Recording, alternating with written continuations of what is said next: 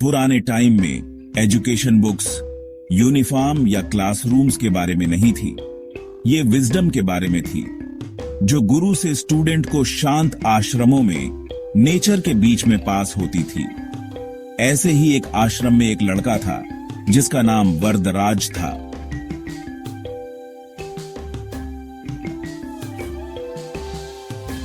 वो अलग था, ब्रिलियंट नहीं था, फास्ट नहीं था। असल में वो अपनी क्लास का सबसे स्लो लर्नर था।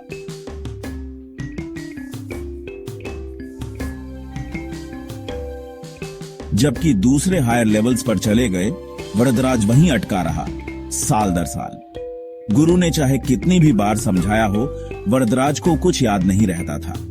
उसके क्लासमेट्स उसका मजाक उड़ाते थे, उसका कॉन्फिडेंस टूट गया था।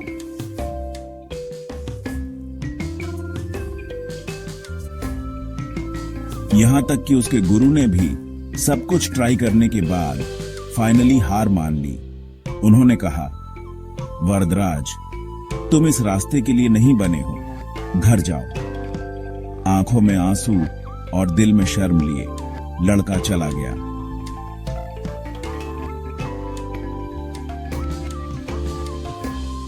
जैसे जैसे वो चलता गया, वो सोचता रहा, मैं अपने पापा को क्या बताऊंगा, मैं उनका सामना कैसे करूंगा। लेकिन किस्मत ने एक और लेसन प्लान किया था। रास्ते में प्यासा और थका हुआ वो एक कुएं पर रुका। जैसे ही उसने पानी पिया, उसे कुछ अजीब लगा।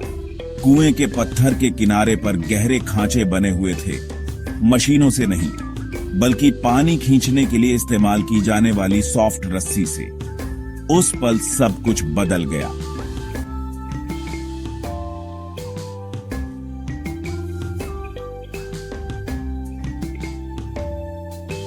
उसने सोचा, अगर एक सॉफ्ट रस्सी लगातार रगड़ने से हार्ड पत्थर को घिस सकती है, तो मैं लगातार एफर्ट से अपने ब्रेन को ट्रेन क्यों नहीं कर सकता। तभी वरदराज वापस मुड़ गया। वो सीधा आश्रम गया और अपने गुरु के सामने खड़ा हो गया। मैं बदल गया हूं, उसने कहा। प्लीज मुझे एक लास्ट चांस दीजिए, मैं आपको फिर से डिसअपॉइंट नहीं करूंगा। गुरु उसकी डिटर्मिनेशन से इंस्पायर होकर मान गए। उस दिन से वरदराज ने पहले से कहीं ज्यादा पढ़ाई की। Focused, consistent, unstoppable. कुछ ही महीनों में वो टॉप स्टूडेंट्स में से एक बन गया। सालों बाद वो इंडिया के सबसे महान संस्कृत स्कॉलर्स में से एक बन गया। ऐसी टेक्स्ट्स लिखी जो आज भी पढ़ी जाती है।